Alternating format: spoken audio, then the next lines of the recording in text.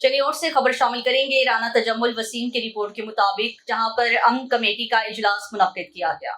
District police officer Abdullah Ahmad की जेर सदारत अमन कमेटी का इजलास हुआ, जिसमें जिला भर से तमाम मकातिब फिक्र के उलमा और दीगर मेंबरान की शिरकत।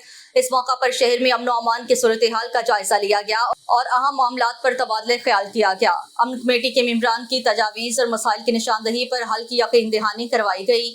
इस मौका पर गुफ्तगू करते हुए DP अब्दुल्ला अहमद का कहना था कि लोगों की जान और माल की हिफाजत और अमन अमान के क़याम को हर सूरत यकीनी बनाया जाएगा। मजहबी हमआहंगी, रवादारी, भाईचारे के फ़रोग़ के लिए उलमा इकराम और अमन कमेटी का किरदार मिसाली है। खबरों के सिलसिले को आगे बढ़ा लेंगे और खबर शामिल कर लेंगे वजीराबाद से। हमारे चीफ रिपोर्टर सैयद रज़ा अली बुखारी की रिपोर्ट के मुताबिक जहां पर जमीन के तनासे पर झगड़ा देखने को मिला। वजीराबाद के इलाके अलीपुर चट्ठा में वरासती जमीन के तनासे के सिलसिले में जुडिशल कॉम्प्लेक्स वजीराबाद में आने वाले फ्रीकेन आपस में गुत्थम गुत्था हो गए। अहाता अदालत मैदान जंग बना रहा। तशद्दुद का निशाना बनाने के बाद ऊपर से मन घड़त मुकदमा दर्ज करवा दिया गया। मुतासरीन की तरफ से प्रेस कॉन्फ्रेंस में वज़ीर आला पंजाब RPO गुजरांवाला से इंसाफ और मेरिट पर इंक्वायरी का मुतालिबा किया गया है।